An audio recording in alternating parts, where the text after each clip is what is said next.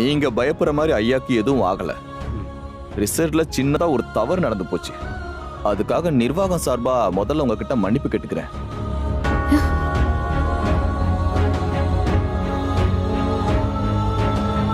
உங்க அப்பாவுக்கு இப்போதைக்கு கிட்னி மாத்த வேண்டிய அவசியமே இல்லை.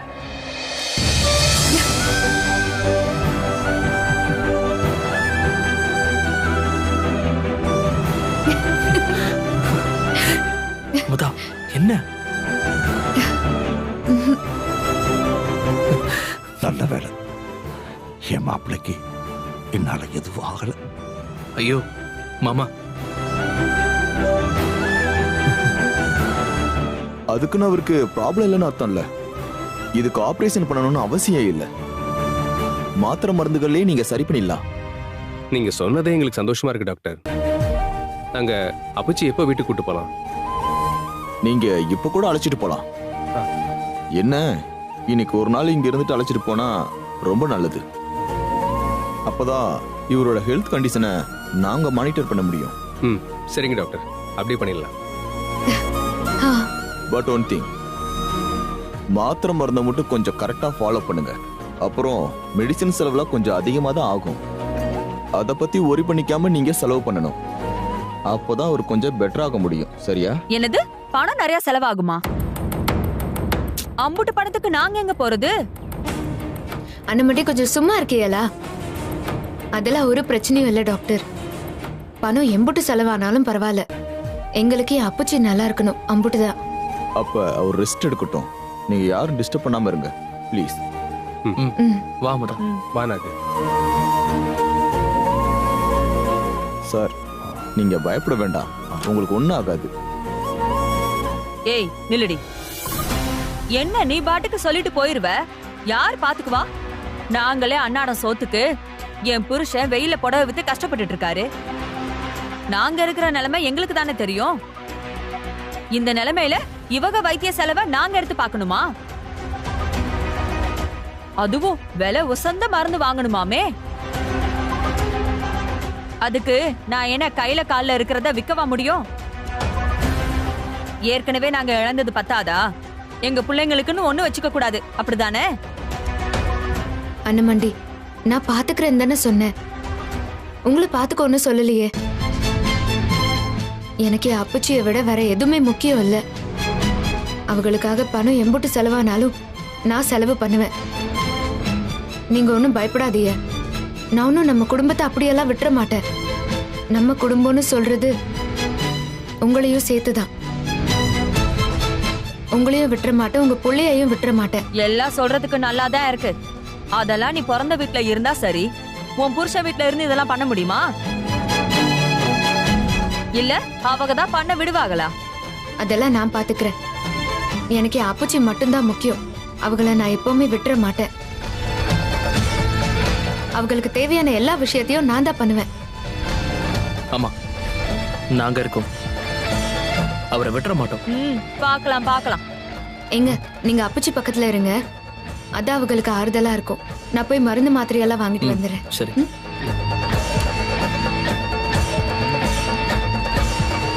அம்மா, உங்களை தேடிதாம்மா வந்தேன். உங்க அத்தை அன்னலட்சுமியும் வடிவேலையும் ஊர் பஞ்சாயத்துல நிக்க வச்சு மன்னிப்பு கேட்க சொல்றாங்கம்மா. நீங்க வாங்கம்மா சீக்கிரமா.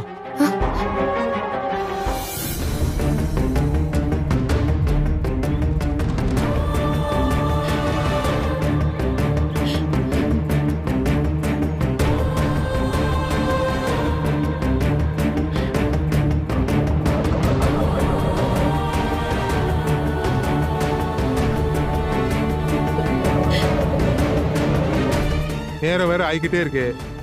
ஐயாவுக்கு என்னாச்சுன்னே தெரியல. வடிவேலு இப்படி கட்டி வச்சிருந்தா எப்படி?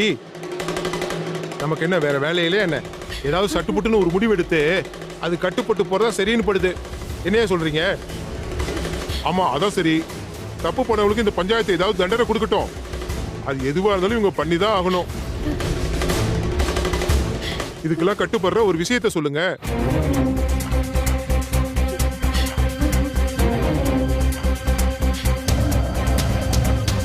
இப்படியே உட்காந்துட்டு இருக்க முடியுமா? ஐயா, இந்த குடும்பம் ஆரம்பத்துல இருந்தே சிதம்பரம் ஐயா குடும்பத்துக்கு பிரச்சனை பண்ணிட்டு தான் இருக்காங்க.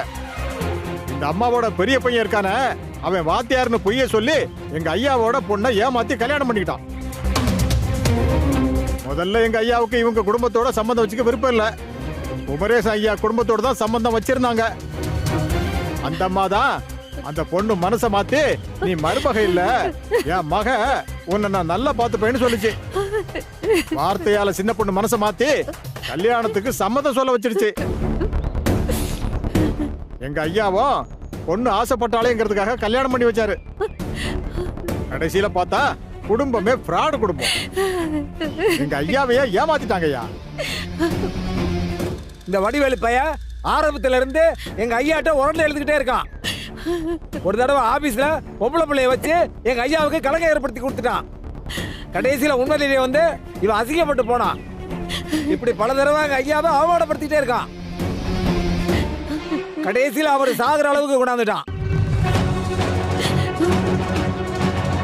இதுக்கெல்லாம் பதிலடி கொடுக்கற மாதிரி ஒரு தண்டனை கொடுத்தீங்கன்னா நாங்க கட்டுப்படுவோம். இல்லன்னா நாங்க எங்களால் ஆனதா பாத்துக்கிறோம். நீங்க உங்களால் ஆனதா பாத்துக்குங்க. என்ன இது பிரச்சனையை முடிக்கலான்னு பார்த்தா நீங்க வளர்த்து விட பாக்குறீங்க. அப்புறம் இம்புட்டு பண்ண குடும்பத்தை சும்மா விட சொல்றீங்களா? நீங்க சொல்றதெல்லாம் வாஸ்தவம் தான். ஒரு காலத்துல என் புள்ள அப்படி நடந்துகிட்டது உண்மைதான். ஆனா இப்ப அவன் அப்படி இல்லையா. அவன் ரொம்ப திருந்திட்டாயா. முன்ன மாதிரி எல்லாம் அவன் இல்ல. என்னம்மா இல்ல, இது வரைக்கும் எல்லா விஷயத்திலும் அவன் தப்பு பண்ணிட்டு தானே இருக்கிறான். அவனை சரியானவன்னு சொல்றிய நீயே, முதல்ல ஒன்னதான் சொல்லணும். நீ சரியா இருந்தா தானே உன் பிள்ளை சரியா இருப்பான். நீ வேணா அவனை நம்பலாம், நாங்க நம்ப மாட்டோம். திருந்தி சரியானவன் தான் இப்படி ஒரு காரியத்தை பண்ணுவானா?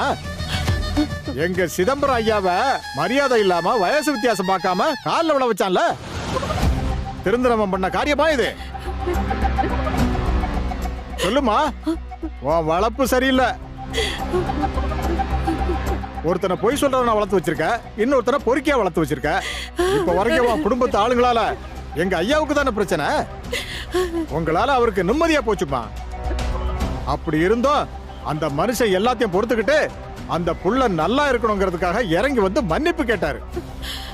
அவரை காலில் விழ வச்சு அவமானப்படுத்திருக்கீங்க. இவன் என்னைக்குமே திருந்த மாட்டான். இன்னைக்கு இவனுக்கு சரியான பாடம் சொல்லி கொடுத்தே ஆகணும். இதுக்கப்புறம் இவன் எங்க ஐயா குடும்பத்துக்கு எந்த பிரச்சனையும் பண்ணாத அளவுக்கு பண்ணிடணும். அதுக்கு என்ன பண்ணணும்னு அதையும் நீங்களே சொல்லுங்க. என்ன பண்ணணுமா? என்ன பண்ணாலும் எங்க ஆத்திரம் அடங்காது. இவங்க குடும்பத்தோட ஊர் ஜனம் மொத்த பேருடைய காலையும் விழுந்து மன்னிப்பு கேட்கணும்.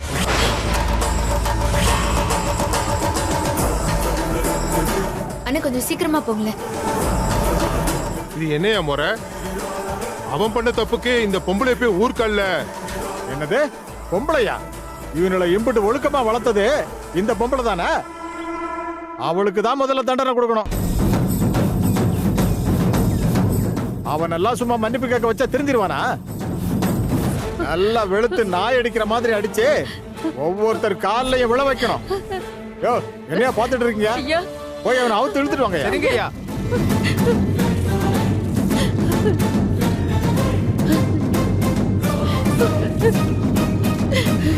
வடிவேலு. ஏய் வாடா வாடா வாடான்றல. ஐயோ, அடிக்காதீங்க. எல்லாரும் காலையில விழுந்து மன்னிப்பு கேளுடா.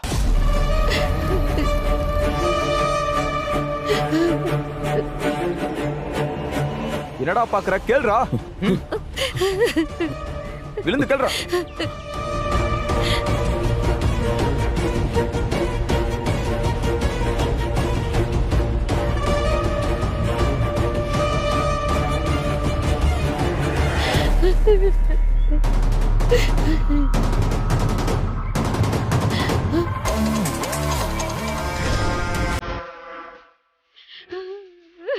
ஐயோ ஐயோ.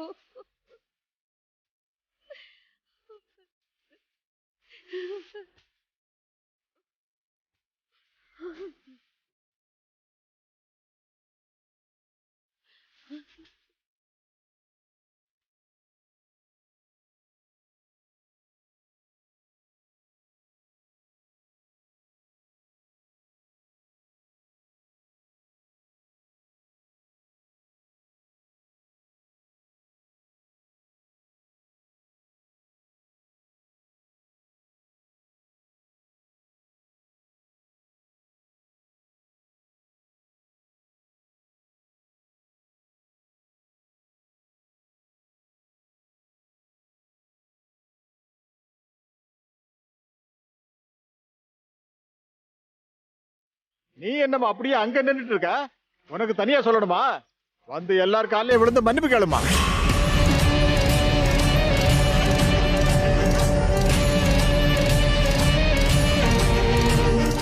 என்னம்மா யோசிச்சுட்டு இருக்க? ஒழுங்கா வந்து மன்னிப்பு கேளு, இல்லன்னா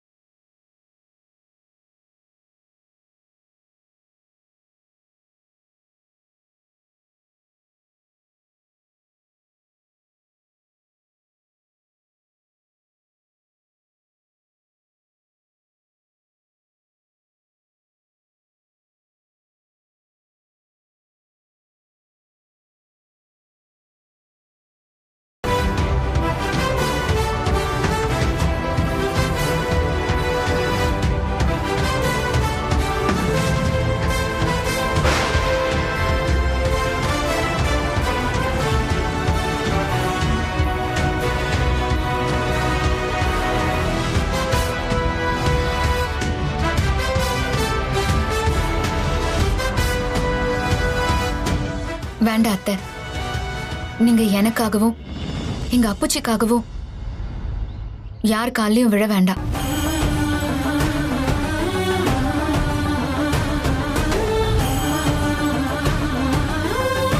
அம்மா என்னம்மா பேசிட்டு இருக்க நீ? உங்க அப்பச்சிக்காகத்தான் நாங்க நின்று பேசிட்டு இருக்கோம். அவருக்கு ஏற்பட்ட அவமானம் எங்களுக்கு ஏற்பட்ட மாதிரிமா. ஐயா, தயவு செஞ்சு ஊர் பஞ்சாயத்துல நான் குறுக்க பேசுறதுக்கு முதல்ல என்ன மன்னிக்கணும். இது எங்க குடும்ப பிரச்சனை, இது ஊர் பொது பிரச்சனையே ஆக்காதீங்க. அப்புறம் அது குடும்பத்துக்குள்ள காலத்துக்கும் ஆறாத காயமா மாறிடும். அப்புறம் நாங்க கடைசி வரைக்கும் ஒருத்தர் முகத்தை ஒருத்தர் பார்க்க முடியாம ஒன்னா இருக்க முடியாம ஆயிரும். அதுக்காக தான் சொல்றேன். அதுக்குன்னு ஊர் எடுக்கிற முடிவு நியாயம் இல்லைன்னு சொல்ல வரல, அது நியாயம்தான். ஆனா குடும்பத்துக்குள்ள தேவையில்லாம சிக்கலை கொண்டு வந்துரும். அது பல வருஷத்துக்கு வேதனைய கொடுத்துரும். அப்படிப்பட்ட ஒரு வேதனைய எங்க அத்தைக்கு நான் கொடுக்க விரும்பல. என்னம்மா பேசுற நீ? உங்க அப்பச்சிய காலில் விழ வச்சு எம்புட்டு பெரிய அவமானத்தை நம்ம ஊருக்கு கொடுத்துருக்காங்க. அவங்களை எப்படி சும்மா விடுறது?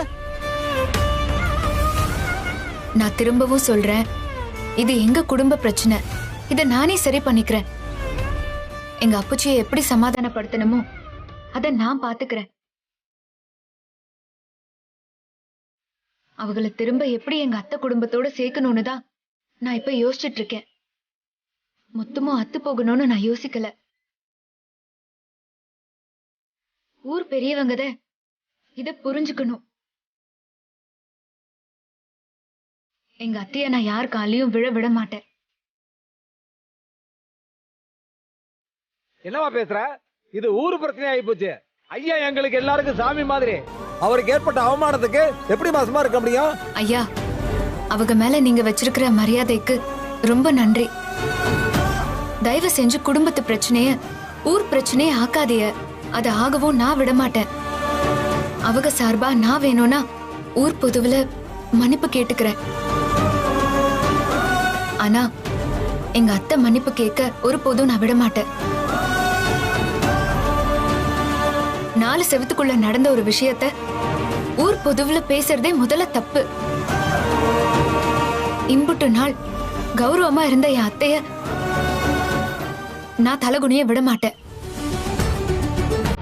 ஐயய்ய, எப்ப பஞ்சாயத்து பேசினாலும் இந்த பொண்ணுக்கு மாத்தி பேசுறதே பொழப்பா போச்சே. என்னாலும் இந்த குடும்பத்தை விட்டு கொடுக்காமலே பேசுற நீ. ஏமா, நீ எம்புட்டு பண்ணாலும் திருந்தாம அந்த குடும்பத்தை ரொம்ப நம்புற. பாத்துக்க, அவங்க உனக்கு இன்னும் என்னென்ன பண்ண போறாங்களோ. வாங்க வாங்க வாங்க போலாம்.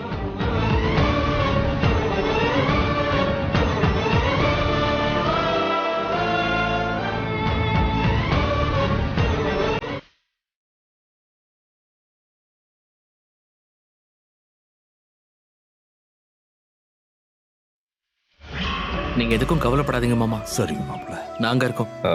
அபிச்சி ரிப்போர்ட்லாம் வாங்கியாச்சு, நம்மள கிளம்ப சொல்லிட்டாங்க. கிளம்பலாமா? பாத்து வாங்க மாமா.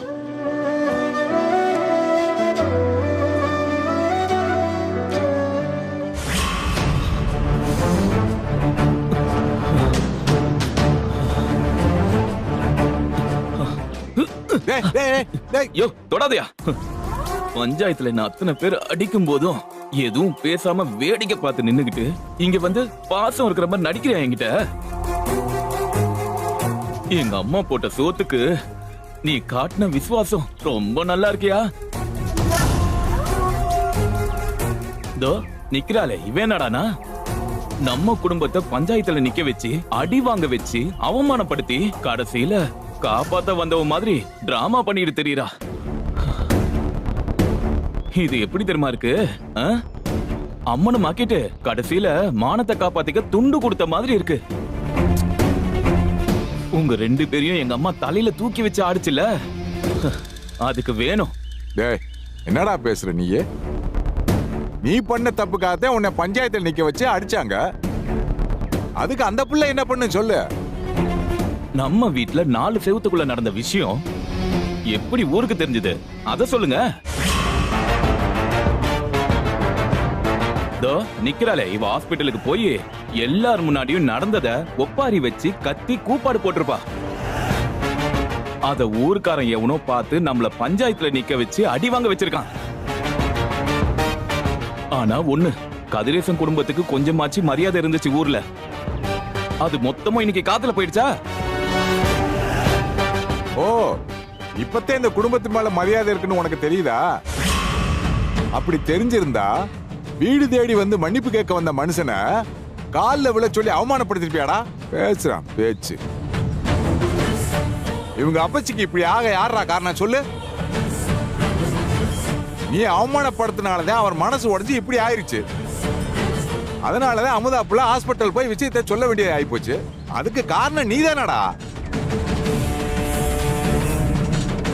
இப்படி தப்பெல்லாம் நீ பண்ணிட்டு இப்ப இந்த புள்ளைய குத்தம் சொல்றது எந்த வகையிலடா நாயா?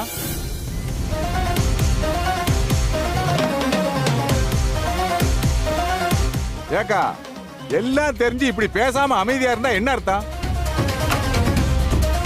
உன் மகன் பண்ணது சரின்னு சொல்றியா? சொல்லு. இப்படி நீ அமைதியா இருக்கிறது இவன் பண்ற காட்டுல பெரிய குத்தம். என் மகன் ஆத்திரத்துல பண்ணிப்புட்டான். அதுக்குன்னு வீட்டு பிரச்சனைய இப்படி ஊர் பிரச்சனைய ஆக்குனது யாரு? இவதானே. இவ கோச்சுக்கிட்டு போனதுனால தானே எல்லா பிரச்சனையும் வந்துச்சு. இவ மட்டும் வீட்டுக்குள்ள இருந்திருந்தா இந்த விஷயம் வெளியில தெரிஞ்சிருக்குமா? நம்ம குடும்பமானம் இப்படி சந்தி சிரிச்சிருக்குமா? அதுக்கெல்லாம் காரணம் யாரா? இவதானே. அத்தை, நான் போனது தப்புதான் இல்லைன்னு சொல்லல. அப்பச்சிக்கு அப்படி நடந்தது கேள்விப்பட்டதும் என் மனசை தாங்க முடியாம அழுக வந்துருச்சு. எனக்கு அப்புறம் என்ன பேசுறதுன்னே தெரியல. அதான் கொஞ்ச நேரம் அமைதியா இருக்கலாமேன்னு கோவில்ல இருந்தேன். மத்தபடி நான் கோச்சிட்டு எங்கேயும் போகல. எதுவும் பிரச்சனை பண்ணணும்லாம் நினைக்கல. நம்ம குடும்பத்தை நானே அவமானப்படுத்துவேன் அத்தை. அத்தை சொல்லுங்க அத்தை. என்ன இருந்தாலும் நான் பண்ணது தப்புதான். என்ன மன்னிச்சிருக்க அத்தை. என்னம்மா நீ? அம்மா வலிக்குதுமா, என்னால முடியலமா. எப்படி நடிக்கிறான் பாத்தியா? இருடா, நான் சுடு தண்ணி எடுத்துட்டு வந்து ஒத்தனை கொடுக்கறேன். அத்தை நான் போய் எடுத்துட்டு வரேன் அத்தை. நீ எதுவும் பண்ண வேண்டாம், நான் பண்ணிக்கிறேன். நீ பண்ணதெல்லாம் போதும். ஆத்தாம் புள்ளை என்னமா நடிக்கிறானுங்க. நீ வேற ஏத்தா.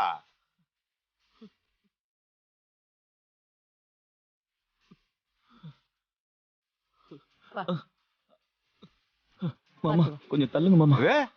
மாமாவா? பாருமா, இது வரைக்கும் வாயா போயான்னு சொல்லி இருந்தவன் மாமான்னு முறை கொண்டாடுறான். ஆண்டவா, இது எங்க கொண்டு போய் விட போதோ? முடியலமா. வலிக்குதுமா. அம்மா அம்மா வலிக்குதுமா. கொஞ்சம் பொறுத்துக்க. அம்மா எரியுதுமா. அம்மா வலிக்குதுமா. அம்மா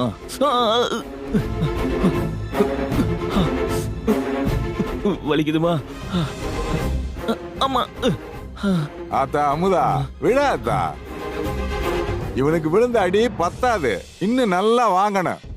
அப்ப கூட இவன் திருந்துவான்னு சொல்ல முடியாது.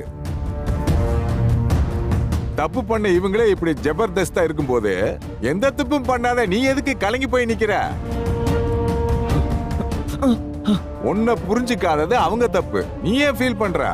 நீ உள்ள வாத்தா.